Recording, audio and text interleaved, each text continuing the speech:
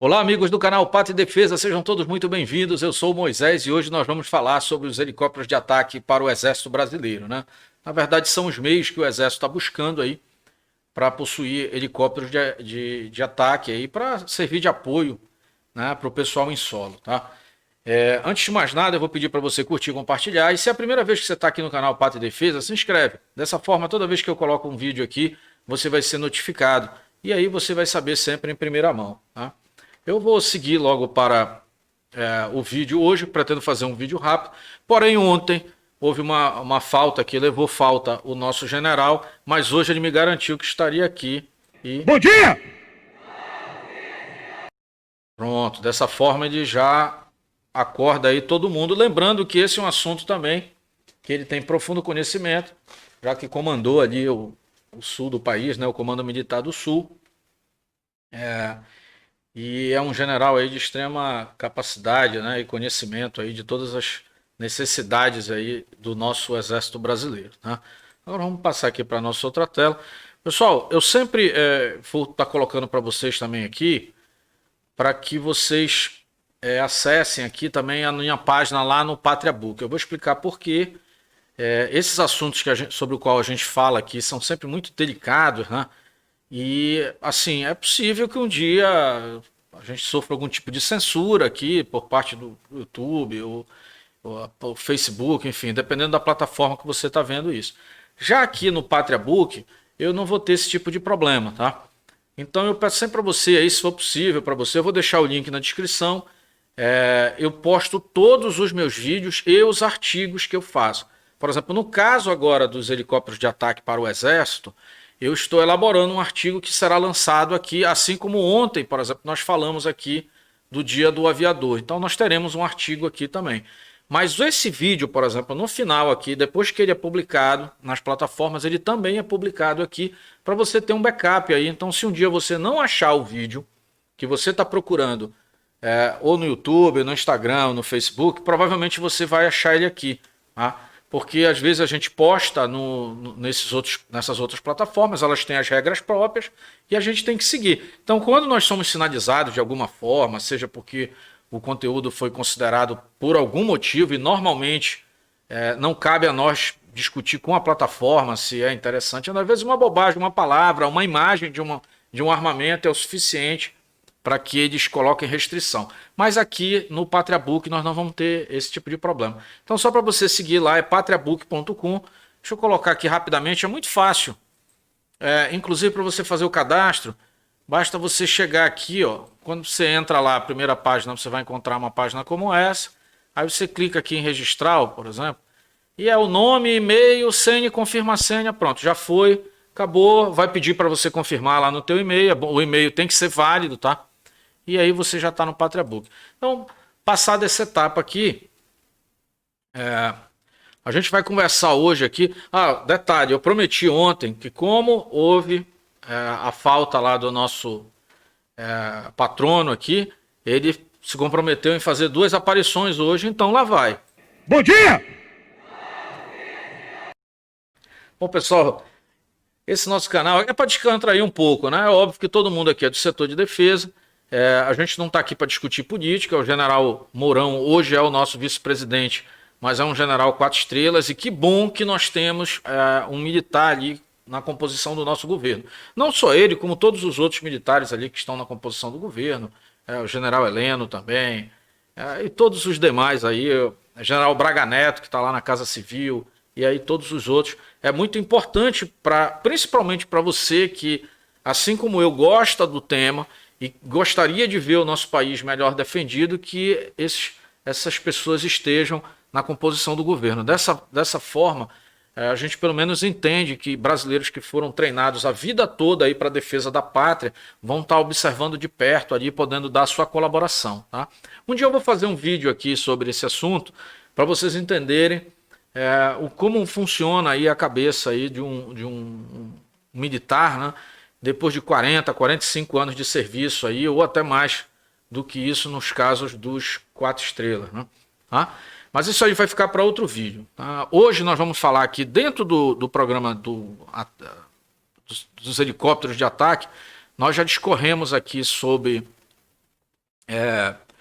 o Super Cobra, né?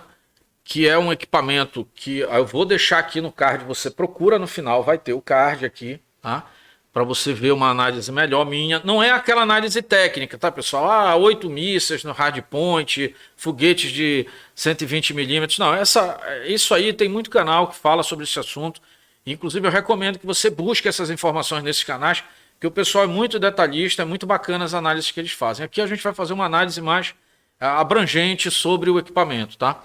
E sobre a escolha, na verdade, porque a escolha do equipamento ela vai muito além do alcance, dos equipamentos que ele vai portar, ela passa pela questão estratégica do Brasil. E aí é esse ponto que nós vamos nos atentar. Então, já falei aqui sobre o Super Cobra, né? Já falamos aqui sobre. E vamos falar na próxima. Esse vídeo agora vai ser sobre o T-129 ataque. O spoiler já está lá, né, na tela de abertura, né? Você já chegou aqui sabendo que a gente vai falar do T-129. E vou falar um pouquinho do outro 129, que é o Mangusta, que na verdade é um equipamento muito próximo. E aí a gente vai falar a respeito. E na próxima semana, ou no próximo vídeo sobre esse tema, nós vamos falar aqui sobre o... Nós vamos estar falando aqui com vocês sobre o Mi-24 ou o Mi-35, que é a nossa versão de exportação, que aqui no Brasil a gente conhece por H2 Sabre. Será o nosso próximo.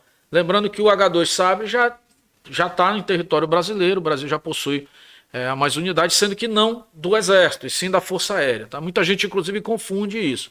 Os helicópteros que nós temos no Brasil hoje, ditos de ataque, na verdade não são utilizados especificamente para a função de ataque e não são utilizados pelo Exército, tá? Eles são utilizados pela nossa Força Aérea, ali na nossa Amazônia. Ele tem uma função de reconhecimento ali, né, e busca e acompanhamento de alvos, principalmente ali no combate ao narcotráfico. Ele é utilizado para outra plataforma, mas a sua concepção, né, inicial é um helicóptero de ataque com a possibilidade do transporte de tropas. Então ele, na verdade, cumpre duas missões. No Brasil não é utilizado como helicóptero de ataque a solo. Tá? Vamos lá. E antes de passar aqui, aliás, vou passar agora já para o nosso prato do dia aqui, né, que é o T-129 ataque. Tá? Bom, pessoal, é importante a gente, antes de mais nada, entender de que forma... e um detalhe, os aparelhos que nós estamos enumerando aqui, eles já passaram por avaliação ali da equipe, né, do Exército que está buscando isso. Esse programa do Exército, ele coloca um orçamento para busca desses meios de ataque na casa aí de 1,3 bilhões de dólares. Tá?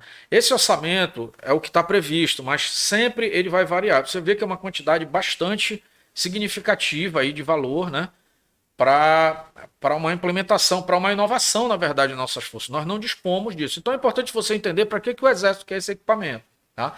É principalmente para dar apoio ali na cavalaria, na infantaria, para os seus blindados, né? Tanto para ataque ao solo, quanto para desfazer colunas aí do oponente. Então essa é uma operação básica aí né? Mas basicamente ele tem essa finalidade, ele vai dar apoio às tropas em solo. Tá? O que está acontecendo também no momento, inclusive devido ali a nossa Marinha ter adquirido em 2018 lá o PHM Atlântico, é que a Marinha também começou a se interessar por esse programa e ela provavelmente vai estar avaliando ali alguma sinergia, talvez administrada ali pelo Ministério da Defesa, né? O que o Exército escolher talvez seja um indutor para a nossa Marinha. Por que eu estou falando isso? Porque uma das opções que foi a que nós tratamos no vídeo passado é o helicóptero assim consagrado de sucesso no mundo, que é o Super Cobra, né? E que é utilizado pelos mariners americanos justamente para cumprir essa mesma função que o helicóptero que o Exército vai escolher para apoio em tropa, a Marinha utiliza para o apoio do desembarque anfíbio deles, né? E também, após o desembarque, para o apoio da tropa em solo, nas missões. Então, a aplicação é muito parecida. Porém, é óbvio que um tem um objetivo de atuar a partir do mar, né, a partir dos porta-helicópteros ou porta-aviões, enfim, navios aeródromos de uma maneira geral. E aqui o Exército, a composição é a infantaria. Então, quando você tem equipamentos, se você ficar colocando vários equipamentos, você tem uma dificuldade de doutrina, de para aplicar e tudo mais. Então isso acaba gerando um atrasos e maiores custos, né, para as Forças Armadas. É importante quando existem requisitos conjuntos. Eu já tive a oportunidade de participar de programa de seleção de novos meios. Tá? No meu caso, participei para novos meios Lavage, era para uma lancha de ação rápida, né, para uma lancha de patrulha de rio. E a gente chegou a reunir ali com a Força Aérea. Olha, é um processo bastante desgastante para o fabricante. E os militares, eles são extremamente rigorosos. Não existe coisa mais complexa do que você vender para militar. O nível de exigência é muito alto, o nível de detalhamento de informações é gigantesco. E eu fico imaginando, eu estou fazendo esse comentário também, porque ontem eu vi alguns questionamentos nos nossos comentários do vídeo anterior sobre a novela que está essa compra. Eu disse, olha, vocês não têm nem ideia. Essa novela, dentro das quatro paredes, ali nas salas de reunião, ela é extenuante. O fabricante ali sofre, né? E a equipe militar que é responsável por essa seleção é extremamente rigorosa. Ali está se contando peso, quantidade de parafuso, enfim, o negócio é bem complicado, né? Primeiro, segundo, terceiro escalão, manutenção, posto avançado, olha, é bem complexo. Tá? Mas vamos voltar aqui para o tema. E eu vou dar. Aqui a gente vai dar um pouquinho da opinião. Esse equipamento, se a gente for fazer um comparativo entre todos os equipamentos que estão sendo enumerados, eles guardam bastante similaridade. Você vai ter diferenças, por exemplo, quando você vai para os equipamentos russos, por exemplo. Talvez eu traga aqui para tratar sobre o Mi-28, tá? Que é ainda uma possibilidade, também já foi testado pela Força, mas eu já ouvi comentários de que não estaria mais no páreo, enfim. Mas olha, isso é sempre uma surpresa, viu? Eu já vi esse jogo mudar, assim, inclusive depois de escolhas meio que previamente anunciadas. Então, nada está descartado, apesar dos comentários, tá?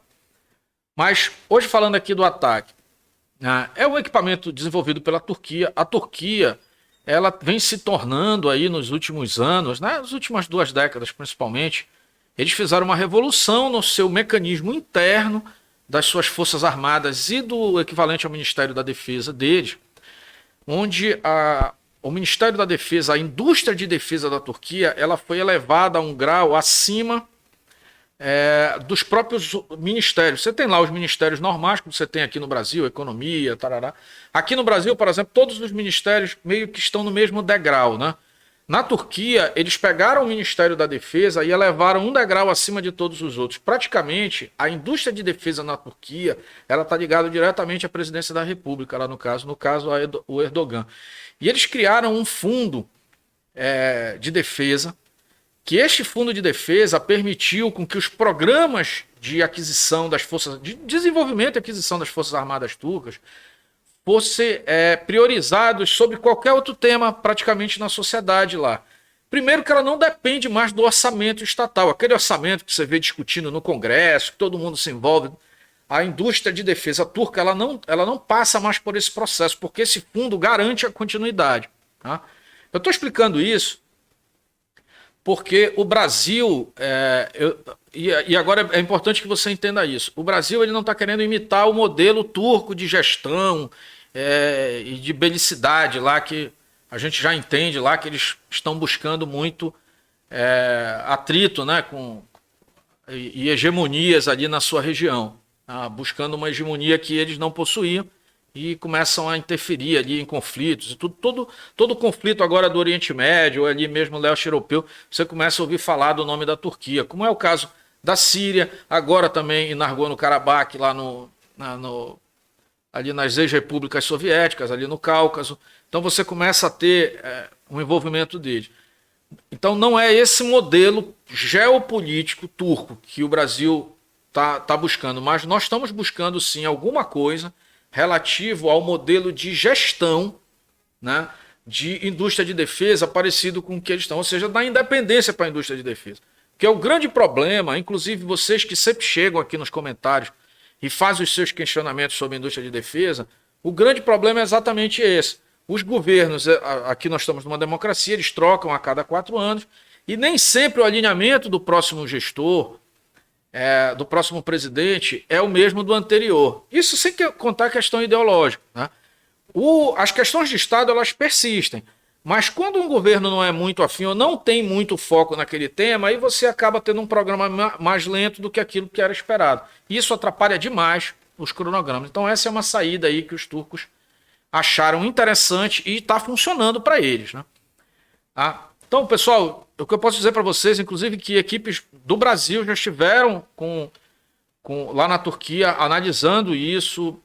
Eu não vou me aprofundar muito aqui, porque eu vou primeiro consultar até que ponto a gente pode falar desse assunto no futuro, mas eu já falei aquilo que é público aqui, que já foi alvo aí de publicidade por parte até do Ministério da Defesa ali, né, sobre esse assunto, tá? E eu, no meu ponto de vista, total apoio para essa iniciativa aí do Ministério da Defesa se perseguir esse caminho, tá?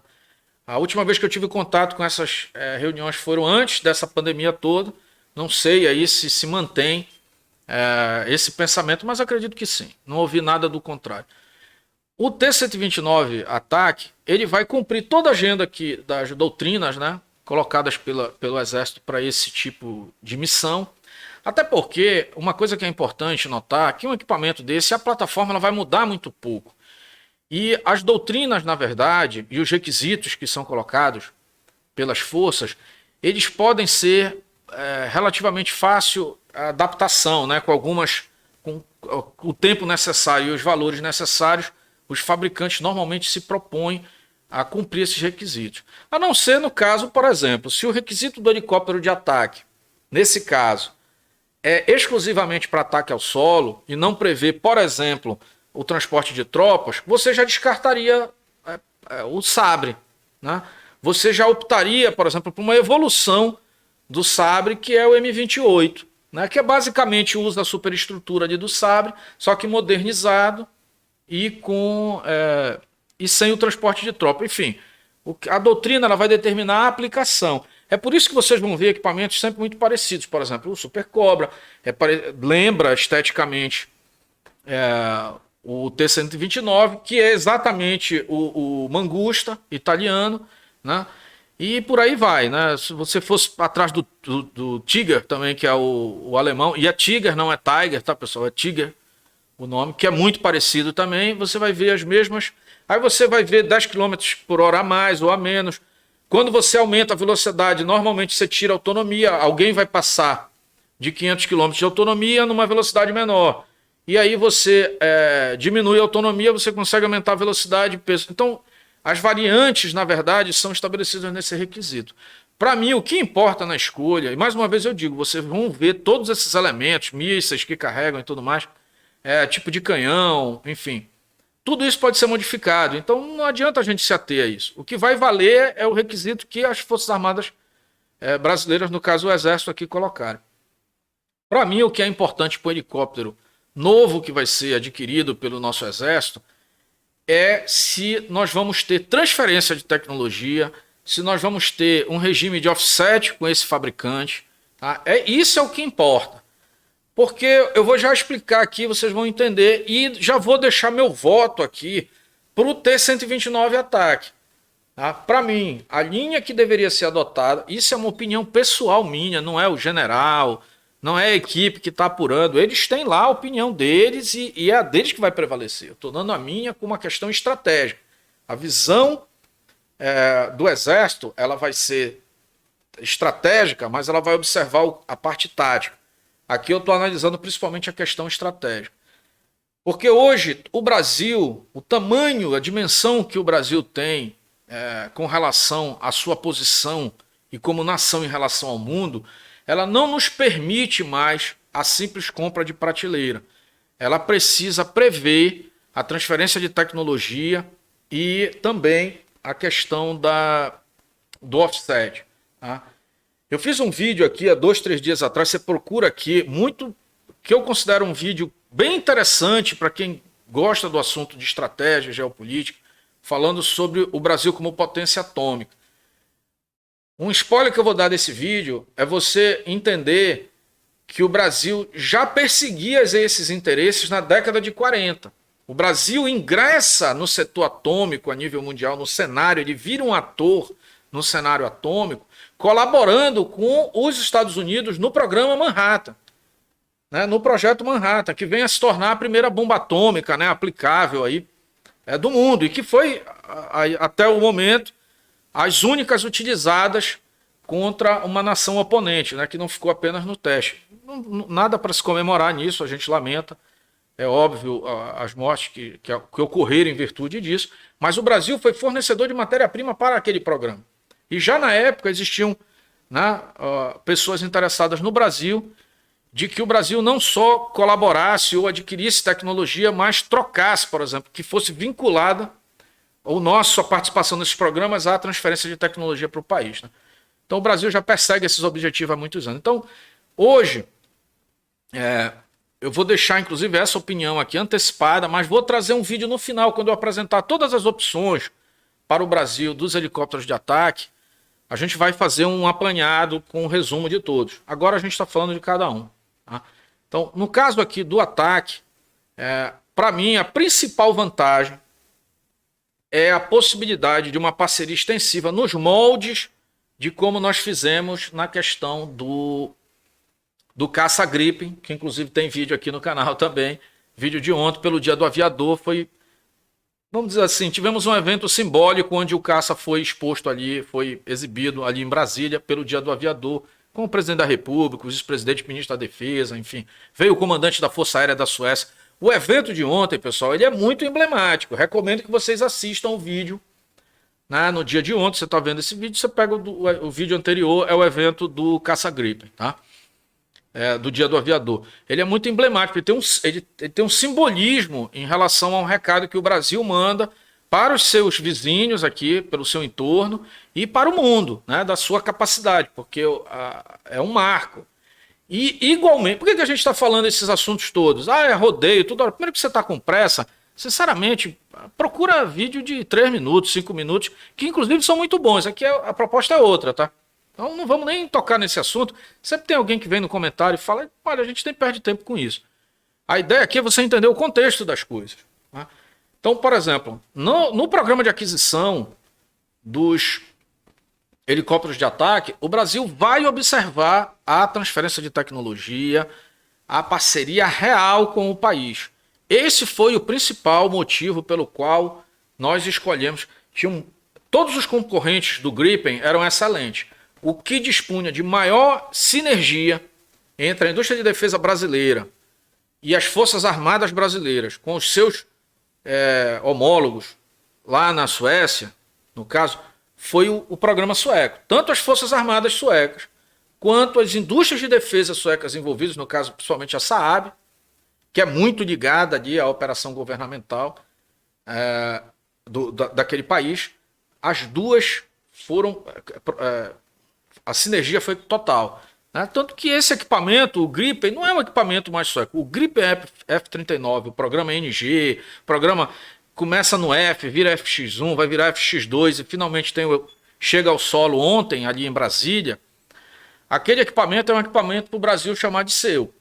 Então, a coisa muda. É óbvio que esse ainda foi 100% fabricado lá, mas com toda a interação com a indústria de defesa brasileira, que vai permitir que a partir de uma determinada unidade seja fabricado inteiramente no Brasil. Claro, sempre você vai ter componentes externos, mas fabricado aqui no Brasil.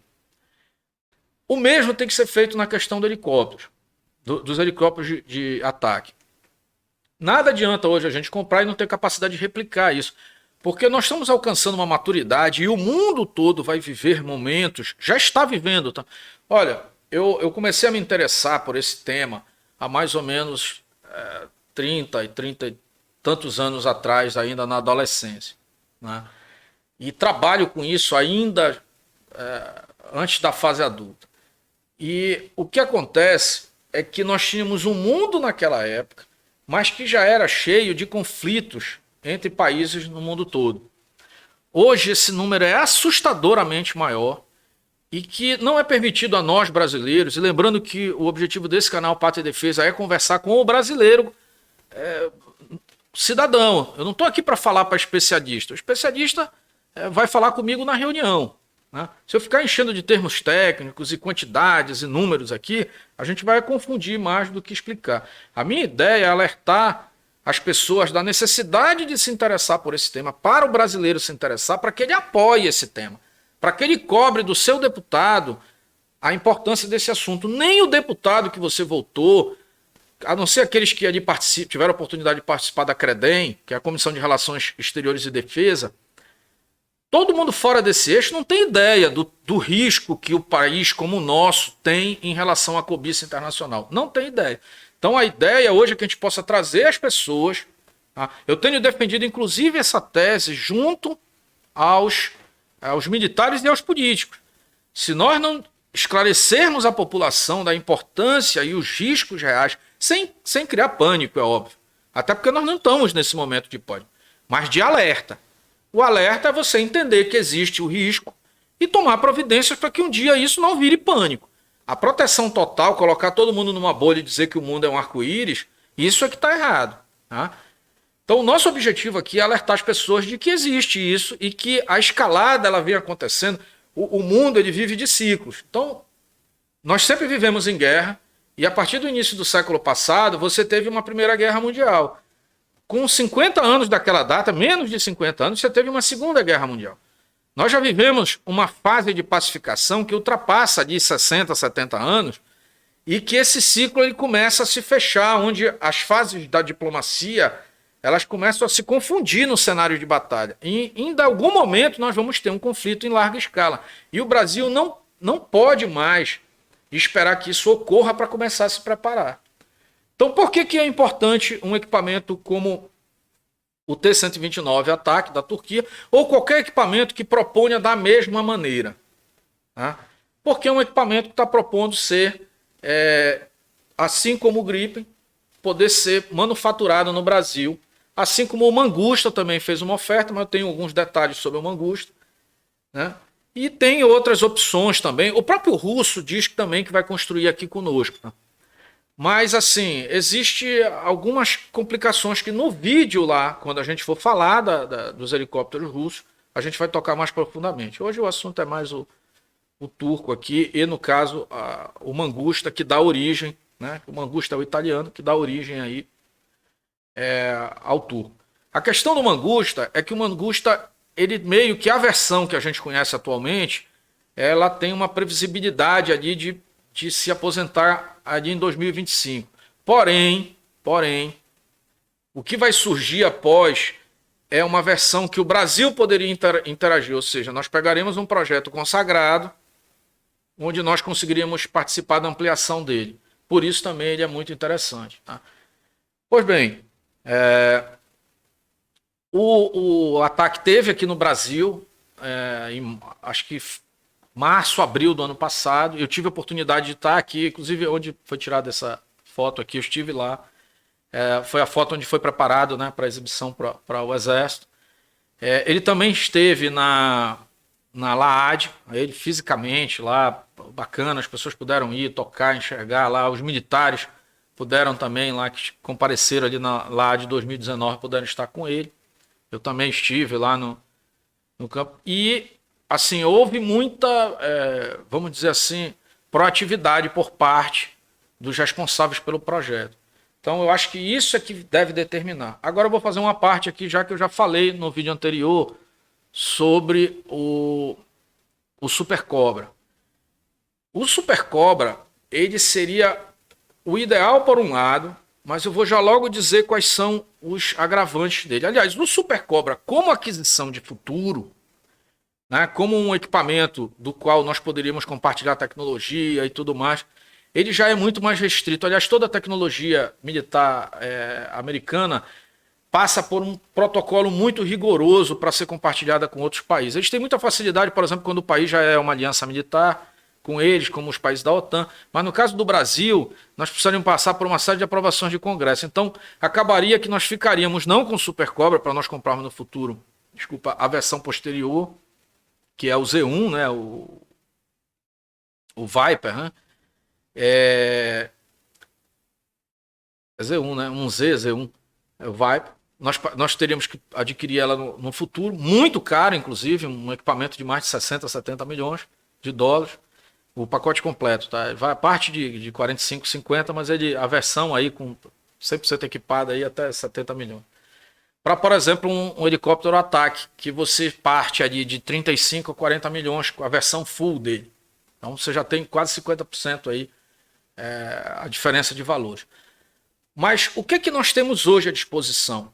Nós temos lá o Super Cobra, que é o motivo do vídeo anterior, de segunda mão, né, para que fique mais fácil das pessoas entenderem, mas na verdade é um equipamento que está indo para a reserva americana. Foi o último voo do Super Cobra nos fuzileiros, aconteceu agora, recente, tá? Para você que está vendo esse vídeo aqui no segundo semestre de 2020.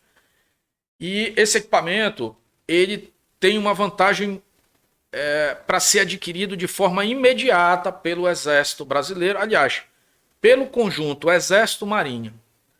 Primeiro é a questão do programa FMS americano, que é o programa onde o americano ele compartilha com os seus aliados, com os seus países que possuem alinhamento com eles. E o Brasil tem esse alinhamento, tá? Como no caso dos veículos terrestres, né? Nós trouxemos de lá o M113, M109. Isso, a história é muito, muito longa, né? Os M60, né? Lá blindados ali do pós-guerra. Então nós temos já um histórico muito grande, assim como outros equipamentos menores também foram trazidos. Tá? Agora, mês passado eu fiz vídeo aqui sobre os M577 lá que são os carros de comando, né? Baseado na plataforma do M113. Chegaram 30 aí mês passado. Mas a questão é que no programa FMS, o custo ele se torna meio que relevante. Tá? Porque nesse pacote, eu posso dizer para vocês, se nós tivermos uma parceria, inclusive em virtude desses conflitos regionais possíveis aqui, é bem possível que nós consigamos praticamente por um preço ou insignificante, né? A gente está falando de equipamentos de mais de 40 milhões de dólares. Quando eu digo insignificante, talvez você tenha que pagar aí 2, 3 milhões de dólares por unidade, ou nenhum, ou nada. Você pague apenas a modernização do equipamento, e aí você vai investir mais, sei lá, 3, 4 milhões ou 5 milhões de dólares por equipamento. O que seria extremamente, olha a ideia de custo. Lembrando que a gente está falando, por exemplo, nesse momento, do equipamento turco, que custa em torno aí de 35 e 40, 45 milhões. Você vai ter sempre uma variante aí, porque você tem que ver o que o país vai mandar colocar ali, se ele quer que aumente a autonomia, aumente a potência do motor, enfim. O país tem uma liberdade ali, quer mudar alguma coisa nos aviônicos, né, na parte digital, aí você vai ter um acréscimo ali. Né? Mas você adquiriria esses equipamentos Super Cobra, que é o objetivo do vídeo anterior, dos helicópteros de ataque, e isso seria uma possibilidade de nós irmos já criando dentro da doutrina que nós temos, uma doutrina, vamos dizer assim, paralela, né, para aperfeiçoar para o futuro. Porém, isso é muito complexo para nossas Forças Armadas, porque quando a gente pensa em custo de equipamento, a gente tem uma tendência aqui na internet a achar que é só o equipamento. E você tem pessoal em solo, você tem o piloto, você tem toda uma parte de documentação e equipe administrativa para fazer a gestão desses equipamentos. E quando você muda de um equipamento para outro, isso é muito caro. Por exemplo, quando você fala em piloto de caça, você vai falar de um piloto, por exemplo, que tem um custo aí, depois de 20 anos, aí 30 anos, piloto efetivo, você está falando de um piloto que custa aí, às vezes, 20 milhões de dólares para o país. A gente está falando do conjunto, né? Desde que ele entrou na academia, até formação toda, treinamento, tudo mais. Então, você mudar a cabeça, né, de toda uma estrutura para atender um novo equipamento, isso é muito complexo e caro para o país também. Então, assim, o Super Cobra, como uma solução imediata para que a gente atenda a uma necessidade, ele seria ideal. Tá? Seria mais ideal ainda, né, se é que existe essa expressão, se no futuro nós partíssemos pro Viper. Porque aí você já sairia do equipamento. Até porque o Viper ele é uma evolução do Super Cobra. Inclusive, ele vai utilizar muito dos elementos originais do Super Cobra e ele vai avançar em motor, em aviônica, mas a superestrutura, por exemplo, é a mesma. Né? Então você já tem um piloto treinado que só vai evoluir para o equipamento no futuro. Porém, eu acho que um grande empecilho, no caso lá do Super Cobra, é a questão de você ter acesso às tecnologias e fabricar. Eu acho que é quase impossível, né, esse tipo de operação. O americano, para ele permitir esse compartilhamento de equipamentos desse nível, olha, conheço muito poucas parcerias assim, Israel, alguma coisa da OTAN ali, o Reino Unido, mas fabricação mesmo já é um passo muito distante. Então, eu acho que isso descarta o Viper, mas se o Brasil tiver interesse no Super Cobra, ele supre imediatamente essa defasagem que nós temos, né? Principalmente se for uma compra conjunta do Exército com a Marinha. Lembrando que o Exército pretende ter 24 unidades. A gente ouve muitos números trocados, mas, enfim, a gente acredita ali que pelo menos ali entre 36 e 48 equipamentos desses vão existir no Brasil aí para atender esse programa entre Marinha e Exército, né? Essas duas necessidades, tá, pessoal? Então é muita coisa, é uma estrutura muito grande. Eu sei que nesse momento tem muita gente dizendo, ele fala, mas não fala do ataque, não fala do ataque. Eu vou repetir para vocês. Para vocês terem a informação de ficha técnica, a parte super trunfo da coisa, que não está errado, é importante. Eu particularmente não gosto de fazer esse detalhamento. Primeiro que números, você fica dando números, eu vejo as análises e vejo muita coisa que está ali no papel, mas para gente que está acostumado a lidar com equipamento em funcionamento, olha, não é bem daquele jeito. Tá? Muita coisa aparece com aquilo, é uma referência. Então eu não vou me ater a esse tipo de referência. A minha ideia aqui é falar da relevância do equipamento para aquisição e como ele pode contribuir. Por exemplo, eu quando vejo esse equipamento, eu enxergo ele no Brasil, sendo fabricado aqui no Brasil, no mesmo sistema que está sendo feito com a Saab, no caso do Gripen, e você ter aqui emprego de qualidade, gerando PIB interno e mais do que isso. Tá? Vou dar um exemplo aqui para vocês entenderem bem facilmente. Muita gente está questionando aqui sobre a quantidade do Gripen, se vai suprir os equipamentos brasileiros, a necessidade da Força Aérea Brasileira. Vamos falar rápido aqui. Tá? Se você pensar em 36 caças, realmente parece muito pouco. Mas a gente tem que lembrar primeiro que nós acabamos de modernizar, né? Terminou mês passado a modernização ali dos F-5, todos na versão BR. Ficou um caça extremamente eficaz aqui para a nossa necessidade atual e que serão complementados com os Gripen. Tá? Então você já passa por uma cobertura ali de mais de 80 aeronaves. É claro que conforme os Gripens foram chegando, existe a ideia, né, de que parte dos nossos aviões sejam aposentados. Nós também temos ali a questão do AMX, que cumpre a parte de bombardeio em solo, que também deve ser reduzido conforme, né, já é um equipamento mais antigo, mas que também deve ser diminuído em virtude do Gripen. Mas o que vocês estão observando é o seguinte, nós vamos ter equipamentos nesse intervalo de tempo suficiente para defender a nossa realidade atual.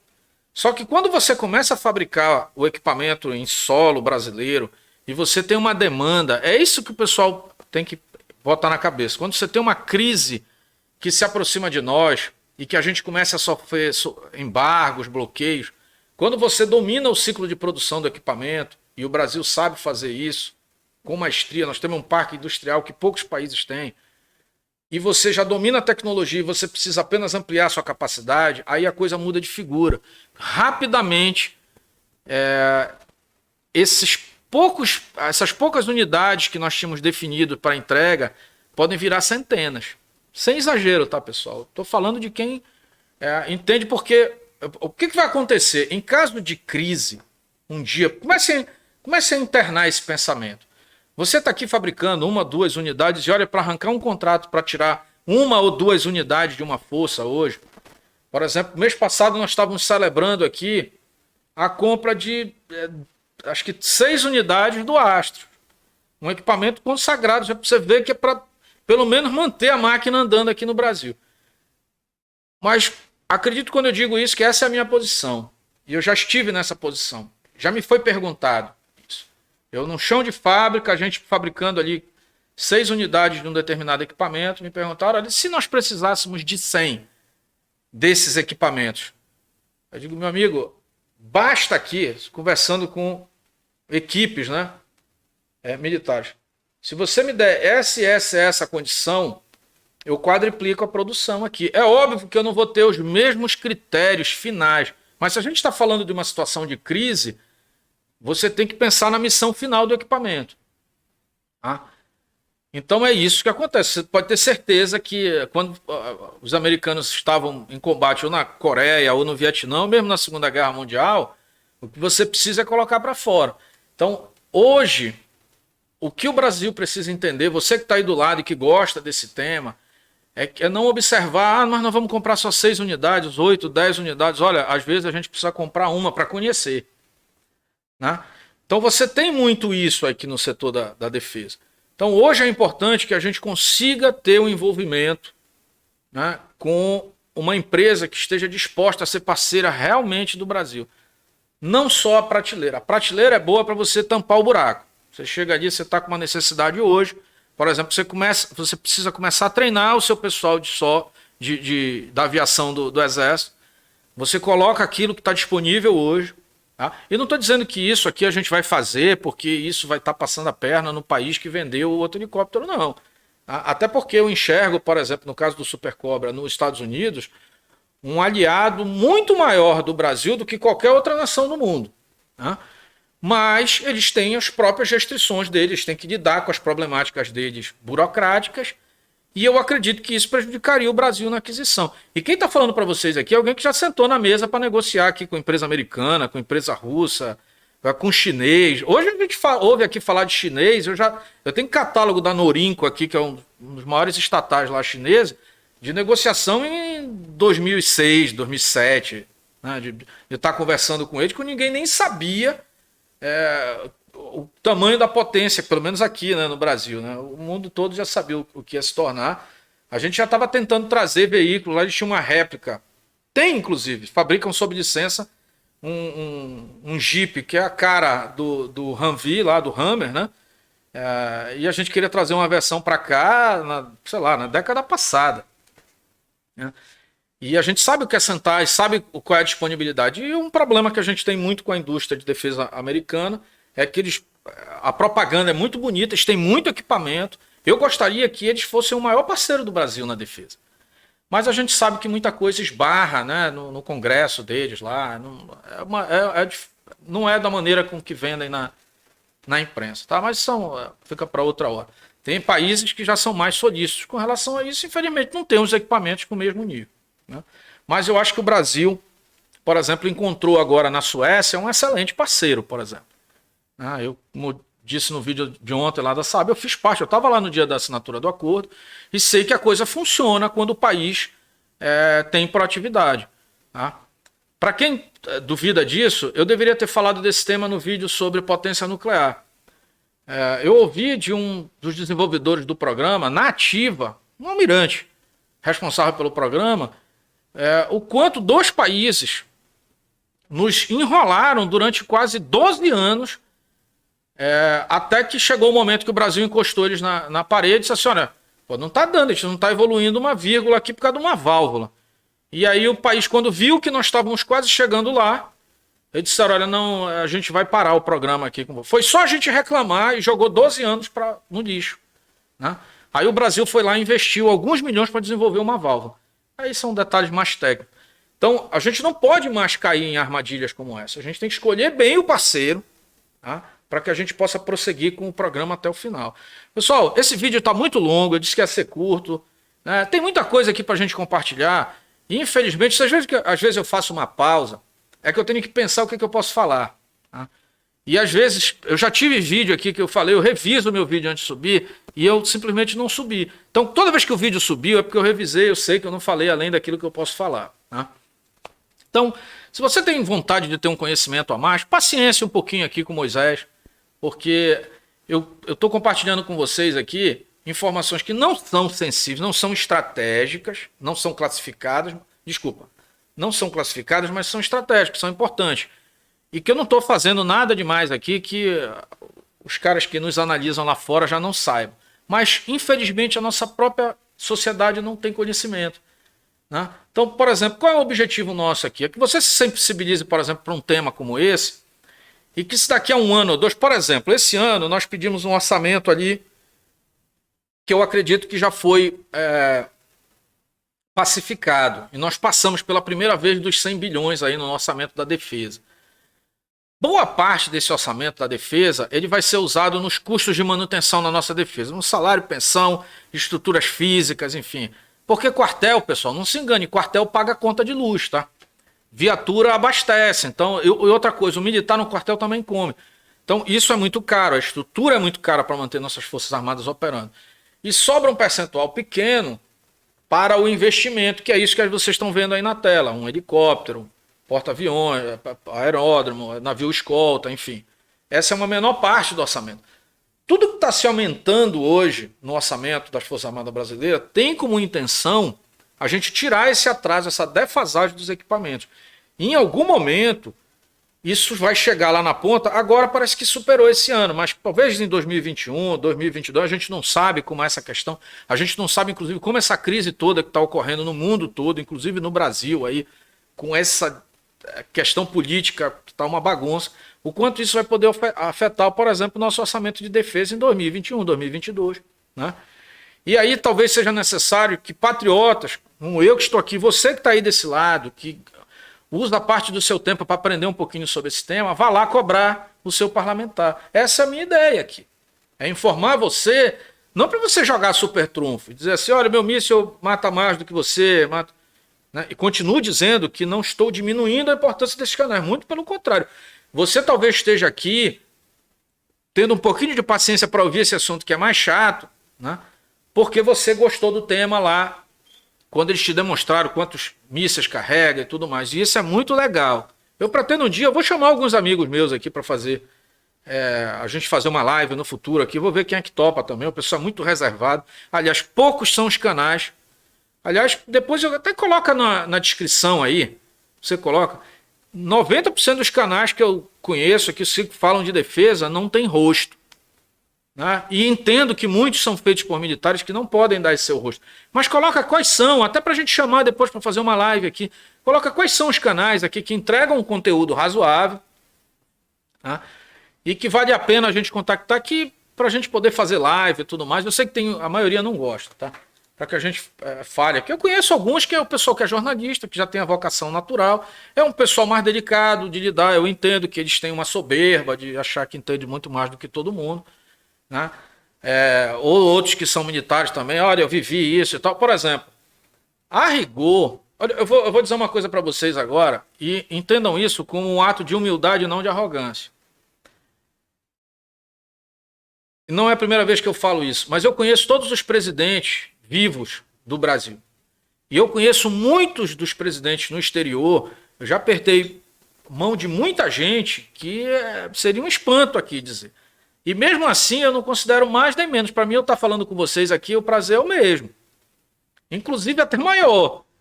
Porque aqui são os meus compatriotas. Né? Então, para mim, não me diminui em nada conversar ou responder uma pergunta de quem não entende absolutamente nada sobre isso. Por exemplo, eu vi um negócio bacana ontem numa pergunta aqui.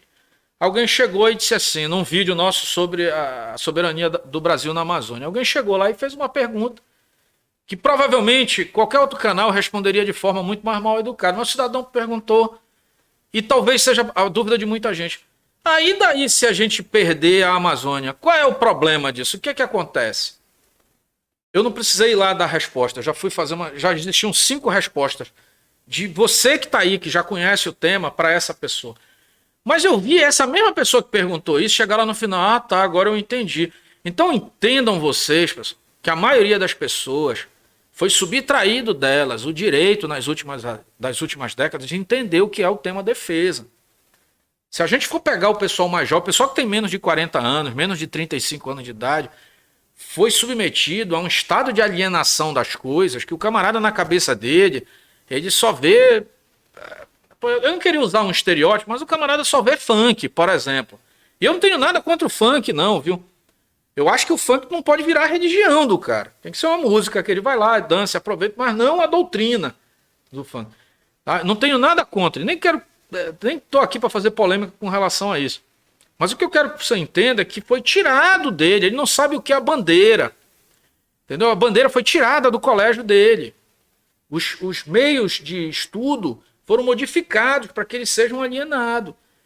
Então, quando eu vi também essa pergunta, do camarada perguntando qual o problema se a gente perder a Amazônia, a primeira reação foi a mesma que vocês tiveram aqui, pensar que é alguma idiotice. Desculpa, não quero ofender ninguém. Mas depois você vai analisar e diz, cara, eu acho que esse cara realmente não sabe qual é o problema de se nós perdemos a Amazônia. Aí eu vejo o pessoal indo, às vezes, em outros canais que são muito... Porque eu sou isso, sou aquilo, e bati continência a vida toda, e eu respeito muito isso. Às vezes a pessoa faz uma pergunta nesse nível, e o camarada dá uma raquetada lá, e a pessoa vai embora. Sabe o que ela vai fazer quando você... Sabe quando você trata mal alguém, essa pessoa faz? Ela vai voltar lá pro funk. Porra, não é o objetivo aqui, desculpa inclusive o nome. O nosso objetivo aqui é trazer as pessoas, a pessoa entender. Isso foi negado para elas, são brasileiros. Né? Eu lembro, outro dia eu fiz uma live, tinham 500 mil, você imagina que no decorrer da live, tá pessoal? Durante, é óbvio, os picos, 30 mil, 20 mil pessoas. No final, quando terminou, tinham 500 e poucas mil pessoas. Com outro grupo de pessoas e tudo mais. O que chegava de gente ignorante para falar, diz, o imperialismo do americano, não sei o que. Pessoal, presta atenção, vocês não estão nem ouvindo o que a gente está falando. A gente está preocupado aqui com o Brasil, com o patriotismo do brasileiro. Não interessa essa conversa de imperialista americano, nem de comunista russo ou chinês, enfim. Não é esse o fato. A gente vai conversar com quem a gente sabe lidar e com quem a gente perceber que tem condições de tirar deles uma vantagem estratégica. Eu estou sendo bastante objetivo aqui. E o cara que me ouve do outro lado lá e vai dizer, pô, você está espantando o cara. Não, ele não é ingênuo. Ele não vem aqui negociar comigo para ser meu amigo. Não existe isso. Não existe nesse nível de defesa, acordem, nesse ponto eu posso dizer isso. Todo mundo é pragmático, principalmente no meio militar. Qual a vantagem estratégica desse parceiro? É assim que tem que ser analisado. A paixão, ela vai servir para o degrau abaixo, para a gente discutir a política, para ver quem é que vai assumir o governo. E é outro degrau, um degrau abaixo. O nível da defesa ele tem que estar acima disso. Só tem que estar mais preparado. Eu discuto política com qualquer um, não nesse canal aqui. A gente vai para outras. O pessoal sempre me chama aqui para... E tenho vários amigos, vários parceiros muito bacanas. Mas aqui o nosso objetivo é abre teu olho. Se a gente não cuidar aqui do nosso país, cuidar dos nossos interesses, não interessa a direita ou a esquerda, a gente vai ter problema. Agora eu vou ter que deixar uma contribuição da linha que, e não tenho problema nenhum de dizer isso, que eu sigo. A direita, não essa direita que muita gente idealiza, mas o pensamento que tem como valor. Quando eu falo direito, eu estou falando aqui o direito à propriedade, ao direito individual, acima, inclusive, do próprio direito do Estado. Tá? A liberdade. Quando a gente está falando desses direitos, as perguntas que a pessoa tem que se fazer são essas. Quando a gente está falando desses direitos, atualmente nós estamos num regime que é muito mais interessante para o cidadão. Tá? Olha essa pontuação aqui, porque eu não posso ir muito além disso. Para mim que estou aqui, para você que está aí do outro lado, o Estado atual é melhor do que o anterior. Porque o Estado que visa exclusivamente o Estado pelo Estado ou o suposto bem-estar social, em algum momento ele vai tender a te levar para a escravidão. Isso já aconteceu no passado e, aliás, acontece muito hoje. Então, nesse sentido, não tem nem o que comparar. Mas quando as pessoas ainda têm a mente aberta, sejam do lado do outro, fica mais fácil você lidar com isso. Por isso que eu digo que o camarada, para chegar aqui no canal Pátria e Defesa, ele também tem que estar num degrau um pouquinho acima. Ele não pode pensar com aquela mente só de quem ele vai votar. Ele tem que pensar que aquele voto dele representa o quê? Eu vou mais para o lado da liberdade ou eu vou para o lado do suposto bem-estar social em troca da minha liberdade? Até o ponto que eu não posso nem sair de casa porque alguém espirrou. Entendeu? Você tem que analisar esse tipo de situação. Porque a gente está vivendo um grande laboratório mundial hoje, inclusive aqui no Brasil. Tá? Mas vamos lá. Não vou também falar de uma área que eu não domino. Então, pessoal, o objetivo de hoje aqui, a isca aqui é falar do ataque, do T-129. Mas o que a gente quer aqui é abrir a tua mente, cara. Acorda. É por isso que eu coloco lá o General Mourão gritando lá no início, um bom dia, para ver se o pessoal acorda. Tá? Espero que vocês tenham gostado do vídeo de hoje. Ah, mas faltou falar aqui que ele vai usar o míssil Hellfire, o Sidewinder, enfim, amigo, tem muita coisa já explicando isso, e todos quase utilizam, e todos podem ser adaptados para tal. É óbvio, você vai pegar um helicóptero de doutrina russa, ele vai usar um equivalente russo. Você vai pegar um helicóptero. Mas eu já vi, por exemplo, eu estou muito acostumado a lidar com países ali na África. Eu acho bacana uma coisa. Lá eles pegam um caça americano, né, de ponta e colocam equipamento russo. Eles dão um jeito deles. Então, o estado de necessidade determina muita coisa, tá? Então, se você não tem um fornecimento, você vai para o outro lado. É óbvio que não é o ideal e não vai funcionar no estado da arte. Mas o que a gente está falando hoje aqui é de equipamentos. O Brasil é um país que tem peso diplomático no mundo todo, né? Nós precisamos ter um pouco mais de encorpamento aí, de robustez militar, para esse peso diplomático valer realmente. Tá? A gente precisa disso. Mas nós estamos trilhando. Mas o que acontece hoje é que a gente vai fazer escolhas daqui para frente, como nós fizemos do Gripe, como eu espero que seja o nosso novo blindado pesado, o nosso novo MBT, né, para o Exército também. Então, todos têm que ser baseados na transferência de tecnologia e de offset. Qualquer hora a gente fala só sobre isso. Eu queria falar um pouquinho mais, isso atrapalhou um pouquinho meu raciocínio aqui, sobre a questão da parceria e do modelo de negócio da indústria de defesa turca, em paralelo à nossa indústria de defesa. Mas eu vou bater uns telefonemas aí para a próxima semana e o próximo vídeo, eu poder ter um pouco mais de abertura no que eu vou falar aqui, sem atrapalhar aqui os nossos planos, tá? Brasileiros. Pessoal, esse é o canal Pátria e Defesa. Eu vou pedir para você curtir e compartilhar, tá? O nosso objetivo aqui é trazer esse tipo de informação para um público geral, numa conversa. Isso aqui está em modelo de live, isso aqui não é um vídeo de 5 a 10 minutos para você saber objetivamente. Isso é um modelo de conversa, que é um bate-papo. Inclusive esse vídeo que está saindo hoje, agora no início da noite de sábado, ele é para a gente ter essa conversa aqui em torno do nosso cenário e as diversas possibilidades. Eu estou com uma agenda ali de temas para a gente tratar que dá para te fazer vídeo aqui por 2 anos sem ter novidade. Então imagina com o Brasil e o mundo hoje que tem novidade todo dia. Então eu fiz questão de trazer esse tema aqui, ter esse bate-papo, utilizar como motivo o T-129 ataque para a gente introduzir esse assunto da mentalidade de defesa na sociedade brasileira. Tá? Espero que isso seja cada vez mais divulgado. Vou pedir para você curtir e compartilhar. Se é a primeira vez que você chegou aqui no vídeo, se inscreve. Eu vou dizer por que é importante. Esse tema ele não é muito impulsionado pelo YouTube. E como eu já expliquei, e mesmo nas outras plataformas, Facebook então piorou. Então, quando a gente coloca esses temas, a plataforma ela não entrega esse tema para as pessoas, tá? E a gente conta com esse compartilhamento que vocês dão para que isso aconteça. Ou seja, você convidando o teu amigo para vir aqui assistir, que faz a coisa impulsionar. Tá? E ainda tem um agravante. Como nós tivemos algumas questões de adaptação às novas regras do YouTube já há uns 2 anos, isso, hoje, tanto que você vê, nós somos um canal com mais de centenas, mais de 500 mil inscritos.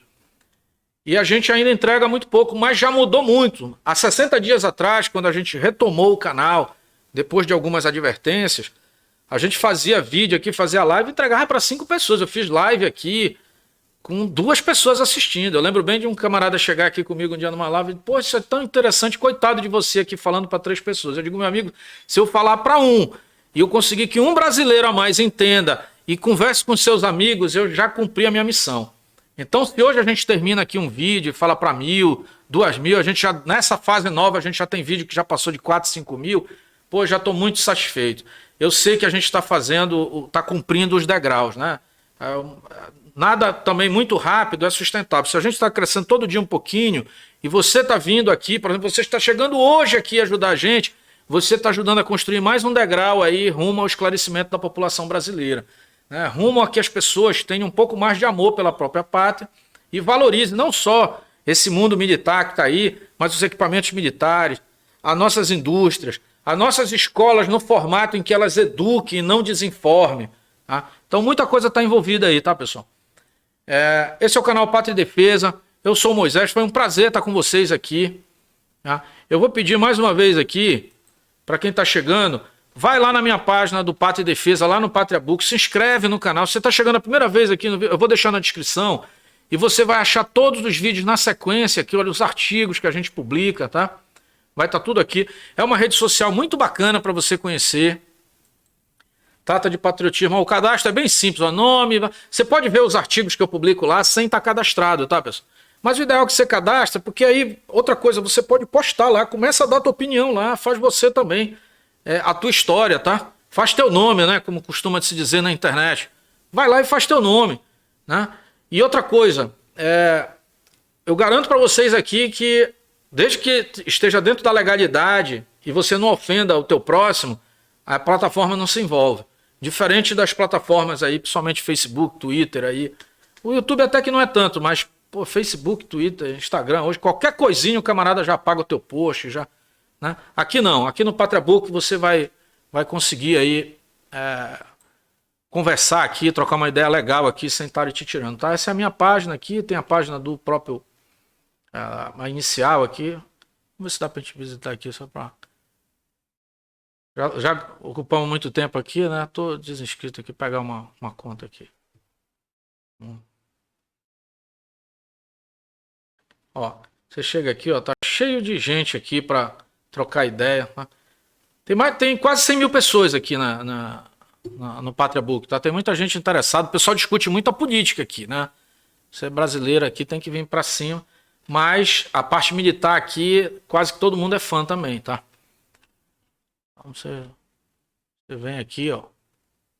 Por fim, muito bacana aqui a plataforma para vocês conhecerem, né? E basta fazer um cadastrinho bem simples aqui, você cai lá, tá? Pessoal, finalizar aqui. Esse é o canal Pátria e Defesa, né? Eu sou Moisés, tem vídeo todo dia aqui no canal. É um prazer para mim estar conversando com vocês. Deixa eu voltar aqui para mim. Tá? E se você me acompanhou até agora, eu acho que você não vai se incomodar o principal motivo do canal, que é despertar. Bom dia! Então agora que a gente pega mais esse entusiasmo aí do nosso general. Eu já tive a oportunidade de pegar esse grito aí 7 da manhã. É muito bacana, né? Ao vivo. Isso é muito legal, tá? Então, pessoal, vamos curtir, compartilhar. Se é a primeira vez que você está aqui no canal, se inscreva. Espero que vocês aproveitem e façam a digestão desse assunto todo que nós conversamos aqui, né? Helicóptero de ataque, pessoal, eu sei que a maioria veio aqui por esse motivo. Não é clickbait, a gente falou um pouquinho sobre isso. Mas é importante que você desperte da capacidade que o Brasil adquire em cada novo vetor desse que ele dominar. Tá? Eu vou trazer um vídeo que vocês vão gostar muito em breve. Eu conheço o programa do início ao fim. Também mandei uns e-mails para saber até onde eu posso falar. Mas é sobre o nosso míssil de cruzeiro aí, fabricado pela Avibraz. Muita gente vai se surpreender com o que eu tenho para falar. Eu conheço o programa do início ao fim, já toquei no bichão lá. Funciona, vai ser um problema aí para as outras forças. O Brasil vai dar um salto na sua capacidade de defesa e na sua capacidade de dissuasão. Tá? Vai ser um salto tecnológico que o Brasil vai estar vivendo. Isso já está tudo pronto, não está pronto de hoje. Tá? A gente está nos testes finais porque falta ajustes entre a indústria de defesa, as próprias Forças Armadas, com relação a compensação de todo o processo que foi demandado até chegar nesse ponto. E as nossas Forças Armadas estão atentas para que a gente não deixe essa tecnologia embora. Então, por isso que também é um pouco da questão de delicado. Mas eu posso dizer para vocês que nós já estamos dominando esse ciclo, tá?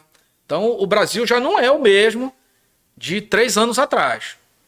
Mas nós vamos deixar isso para o próximo vídeo também, tá? Também vamos trazer sobre os outros helicópteros, enfim, tem muita coisa para a gente falar. Esse é o canal Pátria e Defesa, eu sou o Moisés. Se inscreva no canal, compartilhe, chame todos os seus amigos para estar aqui com a gente. Tem vídeo todos os dias no canal Pátria e Defesa aí. Fui!